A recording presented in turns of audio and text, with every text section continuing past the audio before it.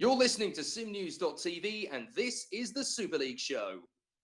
Good evening, everybody. Jake Sanson here once again for more Super League chatter from the world of the Grand Prix Virtual World Championship after a hectic Australian Grand Prix season opener. Joining me in the studio once again are Ben Willis and Kacper. Hello, guys. How you doing? Hello, hello. Hello. Wow. Where do we start? I just about recovered from an absolutely sensational first round of the championship. It really was a cracking way to get the season started, and we knew that there was going to be drama, but it was pretty awesome behind the inevitable race winner, shall we say. But let's talk about this at length, because there's so much that came into the race, so much that developed as the qualifying session, and then we had the race strategies playing out. So let's start right at the top of the bill, Ben, with what happened pre-race, because there was some interesting news tidbits going into the first practice sessions of the season over at Red Archer, Herr Hinz, I'm thinking of in particular. Let's have a chat about that. Yeah, definitely. We finally found out the replacement for Augustin Canapino. Obviously, he announced his retirement during the preseason tests. And to fill the void, we have the lovable Australian Thomas Hintz has jumped in, obviously head of the DC here at GPV. Also, very good, quick, consistent driver. He therefore partners Daniel Benefield over at Red Archer, so it's a double Oz team there. And yeah, he's a consistent pair of hands. He'll bring in points race in, race out. So a nice signing there for Red Archer. And now they've got two drivers. They've got the stability locked down. They can now focus on things like development and not worry over trying to find that second driver. Yeah, it's pretty well timed, actually, isn't it, Kacper? And I don't think it's an unfortunate coincidence or a positive coincidence in either way that you've got two drivers there of the same nationality. We've seen so many times when you've got two guys from the same country in the same team, it just kind of works together. It just helps things to flow a lot easier between the team.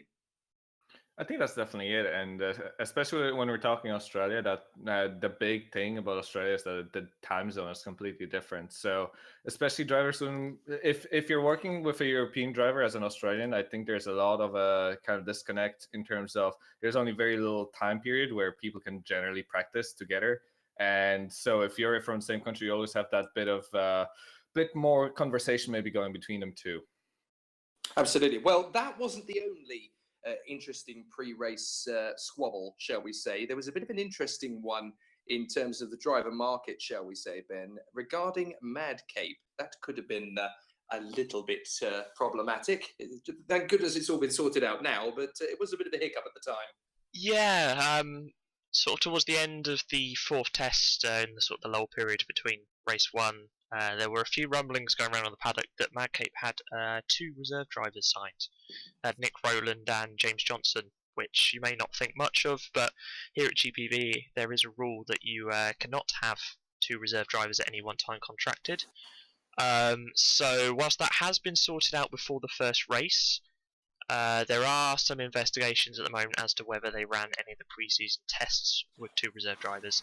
If they have, then a preseason test is an official session, and therefore they have broken a rule, and obviously it'll be ruled on as seen fit. So that's this is what is known of. Well, this is what is known, of course, as the Guido van der Garde effect, isn't it? Yeah, you have too many drivers in one team.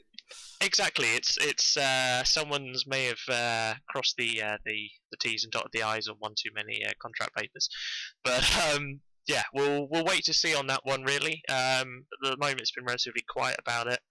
I'll obviously keep an eye on it and see what we can find out before the next race.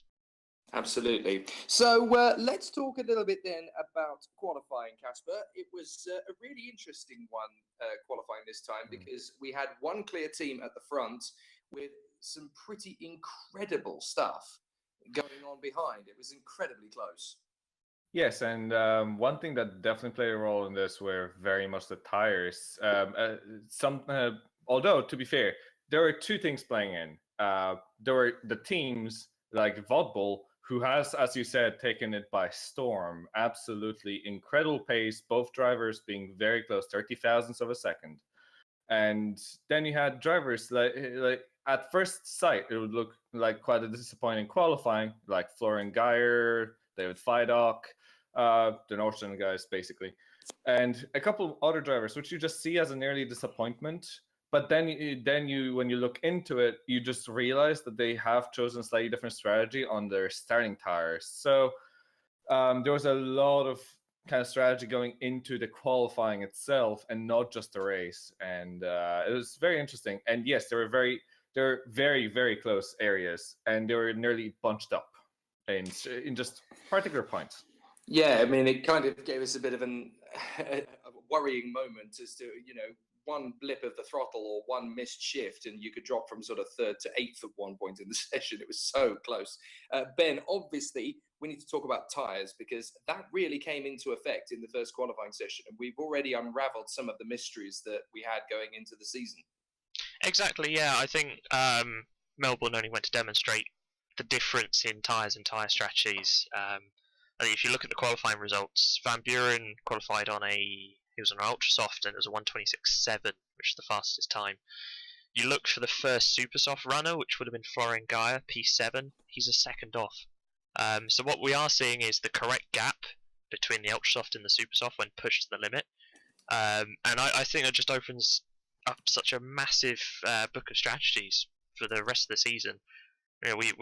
We saw a lovely split between all three of the suggested combinations of tyres, I guess. We had 4 teams taking ultra softs, super softs, and softs. Equally, we had 4 taking the harder option, which would be super soft, soft, mediums, and then we had 4 who went for a spread of both, with the ultra soft, the soft, and the medium.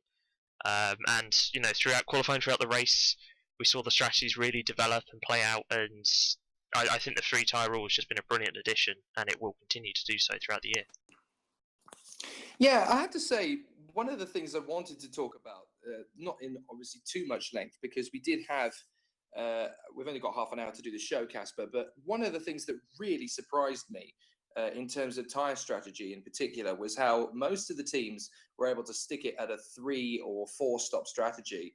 But Van Buren and Kacper, they had an absolutely incredible strategy underneath them, which was 5 tyre stops. Now, I'm not entirely sure how scheduled that was, or whether that was just something they'd kept hidden up their sleeves and they were willing to put it into practice. I think at this point, I would really say that it's actually strategy. I know that obviously Risto had a lot of trouble, which we'll probably get into a bit later. But Risto had a lot of trouble, but he still did 5 pit stops, as did Ruby. But their pace was so on point throughout the entire weekend that I think it's just they're just on it. They just like to have those fresh tires. They prefer to push them all the time and then just discard them as soon as they're done, and just run slightly softer compounds than anyone else, more than anything. Yeah, and it was interesting as well to see how the battles further down the field mingled in with the tyres as well, Ben, because we saw some teams at some points in the race that were able to utilise their tyres a lot stronger than others. And I think that's only something we're really starting to tap into. I don't think we've really seen all of the dynamics from this tyre battle that we're going to see over the course of the year yet. Exactly, and I think what you have to remember is we're only 1 race into the season on a completely new compounds of tyres, new dimension of tyres as well. I work with the Green Stripes guys, with Trinity as well, and we've been putting a lot of work and effort into researching how the tyres react over lengths of stints. Just trying to get an idea of how quickly they wear, how long they're going to last, and we're having to do that at every track because it just changes. Different tracks obviously wear tyres at different rates. We're expecting different kinds of evolution from the tyres. And we saw that in the race as well. There's teams like Tobias Olsen at Hawkeye managed to pull off a 2-stop. He took the harder options, the super soft, soft, and medium, and he managed to pull off a 2-stop there. Lewis Redshaw on a 3-stop as well. That was a really good effort. Who else have we got? David Feidock, 3-stop up to P3 after relatively lousy qualifying because he was on the super soft tyre. Straight up to P3 with a great strategy. So we really saw that come through throughout the race. Absolutely. There were so many interesting strategies to look through. But obviously, as well as tyre strategy, we've also got to unwind what actually happened in the race itself, Kacper. It was a bit of a nightmare first lap for several drivers, in particular for the likes of Gaia and from Cooper and from there was a couple of other drivers in there as well. I'm still trying to. I think there was some debate at the time as to who was involved in it at the point of impact.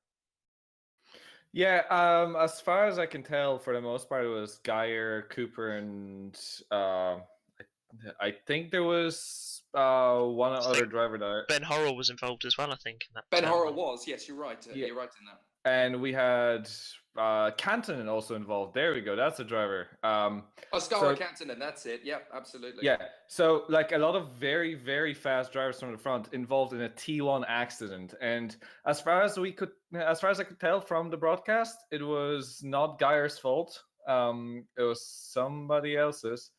And honestly, it's just a shame to see something like that happen, considering Geyer's race ended the next lap. And it's, things like that happen, and it's a bad way to start a season, really. But, well, I guess the drivers are not really used to the width of the cars enough yet to battle closely as well. So that's maybe something to take into consideration. It's a very good point, actually, Kacper. Do you know what that incident reminded me of, actually? It reminded me a little bit of the Formula One World Championship season start in '97. It was a very similar sort of incident with so many people trying to get for the same space. And there were 2 or 3 cars that got caught out. I think back then it was Jacques Villeneuve and Johnny Herbert that got spat out to the scenery, and a couple of others just tried to, work their way through. It was very reminiscent of that. Ben, they weren't the only ones, actually, that ended up in trouble. In particular, the first big name, really, to have a bit of an issue was actually Risto Capit. It was strange because their early pit stop strategy, it actually gave Risto Capit the mother of all hammer blows, and it ruined his race by accident. Yeah, and I think it did knock onto his strategy later on as well. I mean, I think it was lap 7 coming up into turn 13, Capit trying to get past Daniel Sharanku in the welters. And I have to say, from watching the broadcast, it was a little bit of a questionable defence from Sharanku, a bit of a late move. And Capit obviously had to react to that, locked up the rear, spun, and then got collected, I think, by McNaughton. There's possibly one other car involved there. But it was noticeable after that Capit had some suspension damage. He probably flat spotted the tyres as well. Maybe that's why he pitted earlier. These cars are absolutely horrific to drive on flat spots. So that's probably why he came in, I think, around the lap 9 area. But it's worth noting as well, unfortunately, that Sharanku, a lap later, lost it by his own accord. It was a really weird accident out of turn 4 and just seemed to keep on turning straight into the wall. Got caught in that. I think it was damage related to that incident. I think there was something lingering on from there. It was interesting, actually, Kacper, looking at those couple of incidents in particular, and there was a few more that we're going to talk about as well. But it seemed that quite a lot of the drivers, we're starting to get used to these new cars, and we're obviously still bedding in the new regulations. It was quite interesting to see how many drivers had just not quite got on top of it yet. It seems that it might take 2 or 3 rounds before some of the drivers that we expect to be pretty much flawless, they're still going to take a while to get used to the new cars. Let's be honest, they've been driving cars that are completely different for the last couple of years, and it will take a little bit to get used to it. There hasn't been all things considered, there hasn't been that much time to get used to the completely new car, and it is completely new. It's much quicker. It has completely different aero. The size of the car is completely different. Literally, it's just like as if you put a driver into a completely new machine and you're expecting them to all be used to it. And drivers take different times to get used to their cars, and then they're going to take a while to get on top of it, to get on top of their game in the car and to understand how it works. Well, there's one team in particular that's worth talking about in terms of how surprising their form was in this first race, Ben, and that's Adonis. I'm not sure anybody, especially Adonis, were quite prepared for how much they were going to struggle here at Albert Park. Yeah, it was a little bit of a surprise, actually. Fran Lopez over at Adonis have been, he pretty much topped every testing session. Now, admittedly, he was going out and doing, really fast quali simulations and ultrasofts, but he's no slow driver. So to finish up P8 in the race is a bit like, maybe we'd expect a little better from him. Maybe he just got the strategy wrong. maybe he got caught up in a few incidents. Who knows? And as well, Ascari Canterton obviously unfortunately got tangled up in the first lap crash, and then unfortunately retired sort of midway through the race as well. So it wasn't the ideal start to Adonis. Obviously they want to try and get back the title from Nordson. So yeah, we'd expect a little more from them, I guess, sort of looking towards the next few races. Well, it certainly seemed as though that first race of the changing of the guard, but we'll talk about that a little bit later. I mean, what I want to get onto now, Kacper, is the super subs. I mean, we get this occasionally from time to time in the GPVWC Superleague. We get a non-regular driver coming in to replace somebody last minute and doing a fantastic performance. I mean, we had two of them in the first round of the championship, because we had Lee Morris grabbing himself a podium, and then we had the absolute sensation that was Maciej Minek. I mean, did we even predict, did we even imagine in our wildest dreams we'd get such a great performance from Minek after his season opening Formula Challenge win? I think it was fantastic to watch him.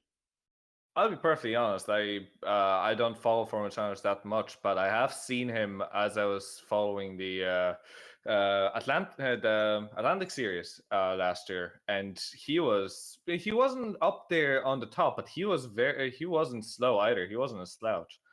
And honestly, the performance here was just unbelievable, to be honest. In that car, just absolutely a very, very aggressive driver, but very fair, and keeping it together on the track, giving enough space for everyone, and keeping himself out of trouble while pushing very hard. And something that's unbelievable that I just mentioned to Ben just before we went live. His fastest lap was only 0.02 of a second slower than Ruby Van Buren's. He was uber fast that race.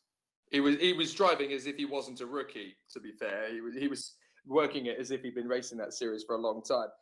Ben, we didn't really mention a massive amount about Morris, but you know, we can't really underrate what Morris did in the championship. I mean, there's a good chance he may well become one of the primary drivers in that squad soon, but he was completely, you know, lightning in that race. And let's be fair, many drivers made mistakes in that race. Morris didn't put a foot wrong for any of it. Exactly, and I mean, Lee Morris is no stranger to Super League. He was competing for the title back at Drake in 2011. You know, he's no stranger to winning races at the top of the pyramid. And I mean, P2, when you haven't had much time in the car, okay, you lost out to Van Buren, but we know he's crazy fast and sort of ran away with the race. But it was a brilliant performance by Morris. In a new team as well. Madcape, new to Super League. Couldn't ask for any better, really. And as of recording today, I believe Madcape did put out a press release today saying he has been signed as a primary. So even better. Well, we get to see more Morris action as well. So yeah, really great drive from him.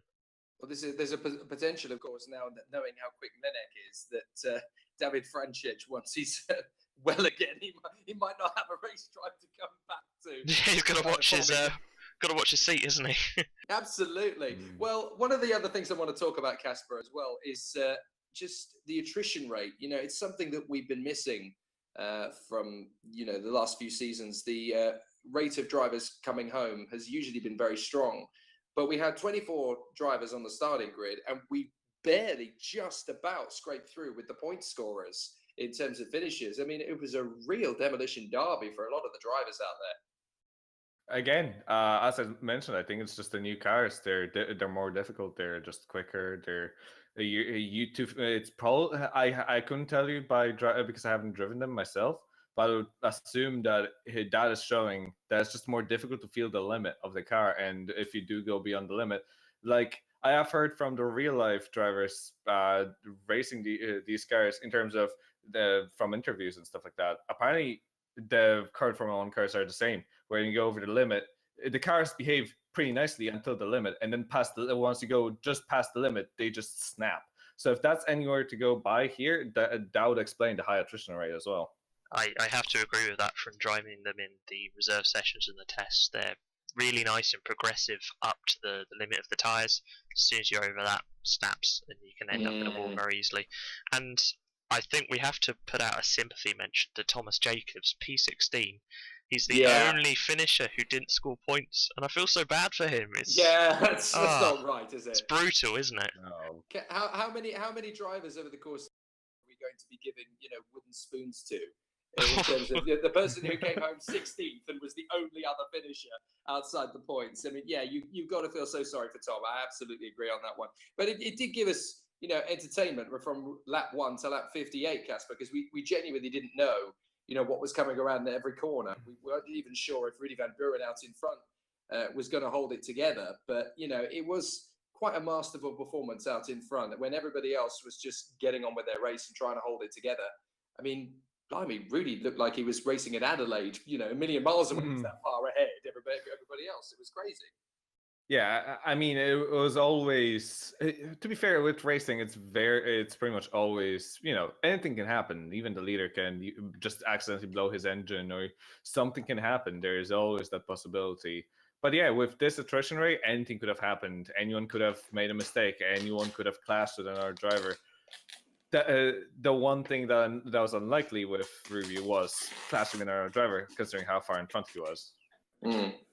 So we need to talk about our highs and lows from the race then. Okay, so who was the best out-and-out driver over the course of the race? Who was the best performer of the race? Ben, who would you say? Who was your best driver of the day? Well, it's hard to look past Rudy van Buren because he walked away with it.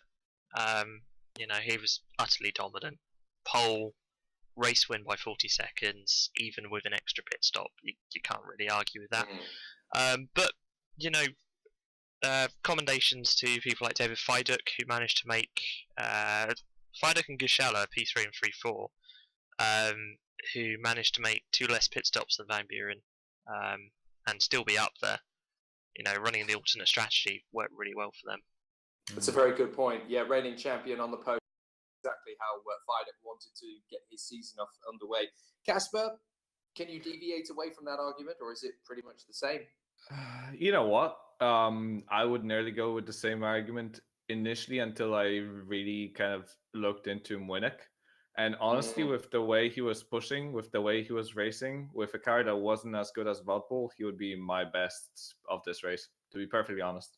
Yeah, absolutely. I can't really disagree with you on that one. I mean, I'm frustrated I don't have a race team in GPVWC Superleague because I would so be snatching him away when Francic comes back. I would so be snatching him away and making him the lead driver for my team straight away. And I would not be surprised if there are a few team managers there who are thinking, actually, we only have a couple of races with this particular driver. Let's get Maciej in there, because it's clear that he can do a great job no matter what car you give him. Let's talk about the best overtakes. I don't think this one's really up for debate, is it? I mean, the man who overtook pretty much everything that was slightly ahead of him. I mean, this has got to be surely Ben, Kacper. This has got to be Maciej Menek. I mean, nobody had the same conviction, the same controlled aggression, and he was very clean in getting the moves done. He wasn't exactly forceful. He just made it look so easy.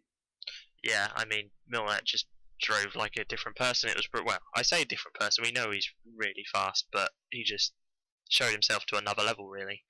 But again, special mention to Gushala, who was up +9 places from his qualifying position. Yeah. Okay, part of that was through strategy, but again, some great moves out on track as well. Other big movers, Tobias Olsen, +8, Fiduk +7 as well. So there's definitely some big movers throughout the race. Yeah, fair point. I mean, Kacper, is it worth even deviating away from that again? I mean, hit the nail. I mean, I don't think there's much more to be said, except that I think we neglect Gagzella a little bit, considering he was one driver which we have kind of mentioned preseason, and he has done really quite well, and I think accustomed himself to this car a lot better than he did last year. I think the tires suit him a lot better this year, and I think he may be a car to watch sometime later on this season. Yeah, standout performers then from Maciej Menek and Emmanuel Gagzella. I think that's a fair point. Okay, best team of the race. Now, this is not just in terms of finishing position. This is also in terms of strategy, where they finished compared to where they started, how the team actually carried themselves through the race. Kacper, is there any team in particular that really stood out for you in terms of, their overall performance? Yeah, it would be tough. But to be honest, if not for the mistake, or if not for the problems of Capet, Volvo would be clearly the team that just ran away with it. Everything went perfect except for that incident. And so I think honestly, either way, Volvo was just absolutely unbeatable in every single way today, or not today, but this Yeah. race. I mean, it is pretty incredible, isn't it, Ben? Just by how much they were ahead. It wasn't quite so much of a surprise that they were ahead, but that they were that far ahead. I mean, you know, you even had to take Nordian Racing and David Fiduk was 45 seconds behind Rudy Van Buren, who made 2 more pit stops than them. I mean, what on earth have they been doing over the winter to make them that much far ahead of the rest of the field? It's staggering. It's rather ominous, isn't it? It feels a bit like Mercedes in real life. You know, to turn up race one and we all think it's pretty close, and then to run away with it with a 40-second win is quite eye-opening. It'll be interesting to see if Van Buren can keep that as we start factoring in upgrades.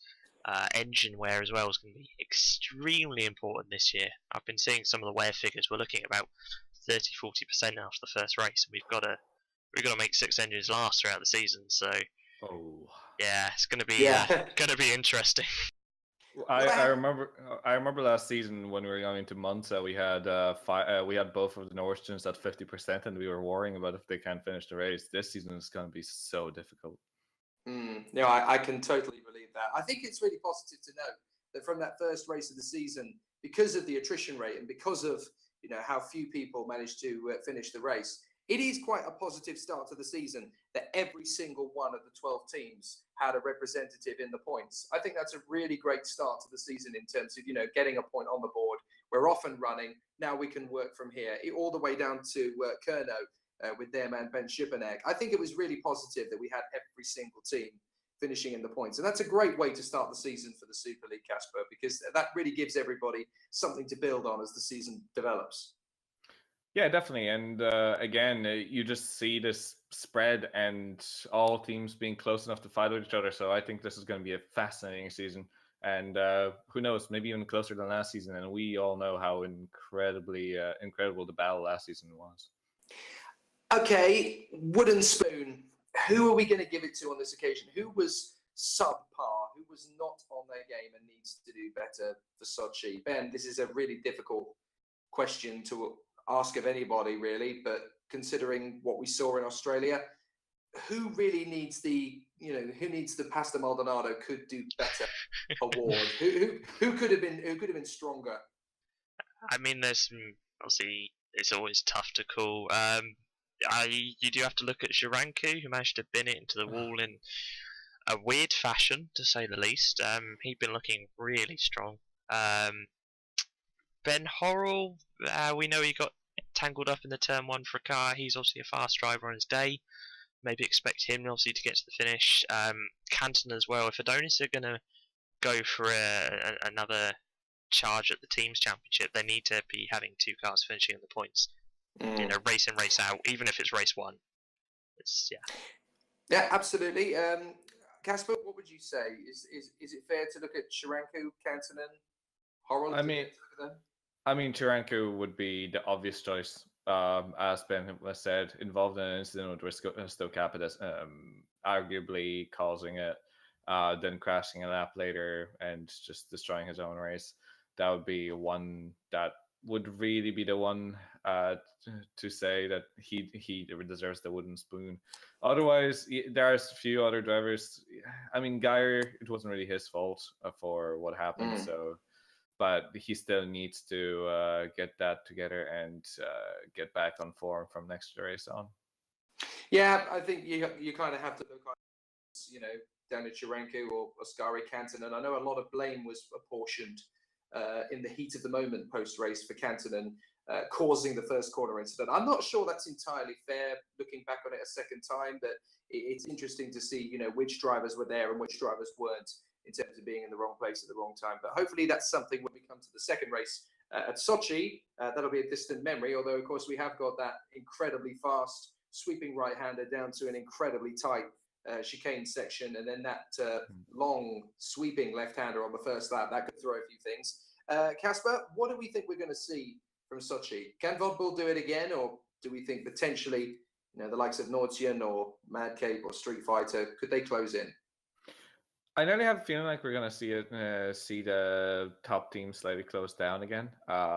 People getting used to the cars, getting some actual running in with the race finally, understanding the tires a bit better.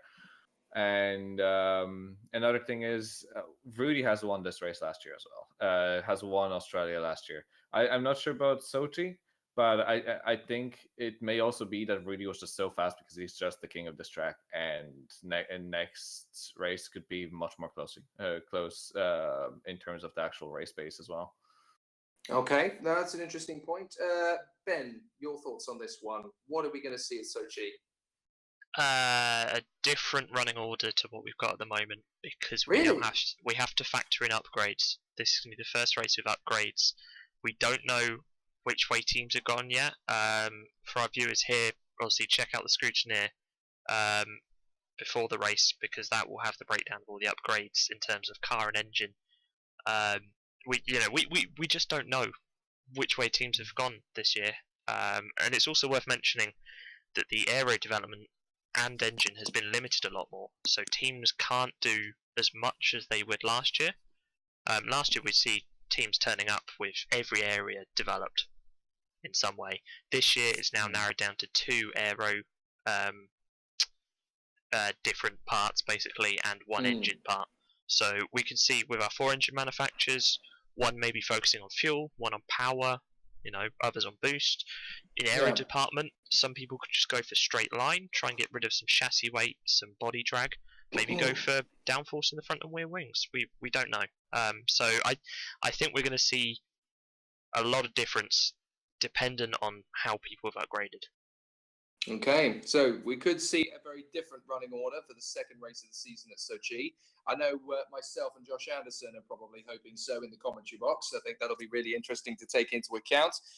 The next time you can hear, of course, all of the details of what's going to happen from the GPVWC Superleague, of course, is on the 22nd of March, 10 o'clock in the evening. The scrutineer, do not miss it. You will make sure, of course, that you tune in for that one, because that will give us all of the pre-Sochi developments. And of course, the race itself for the Super League will, of course, be on the 23rd of March. So the next day, it's going to be a very, very exciting one. And of course, there's action from Formula Challenge on the 21st and on the 22nd Super Cup as well. So don't miss those. It's also worth keeping an eye on the 27th of March. Parker's Pit Stop is back again at 8 p.m. It's going to be a really interesting show, that one as well. We'll see what Parker has to say about the current shenanigans. And then, of course, we are back after the second round of the championship at Sochi on the 30th of March. Same time, same place, same SimNews.TV. Myself, Jake Sanson, Ben Willis, and Kacper Kolodicic. We have been enjoying ourselves for the last half an hour or so. Hopefully you've enjoyed the show. Thank you, Ben. Thank you, Kacper. Thank you. It was lovely. We will make sure that we bring you all the latest news, updates, and action as it happens from GPVWC in Super League in 2017. I hope you enjoyed the show. My name's Jake Sanson. You've been listening to the Super League show. See you next time.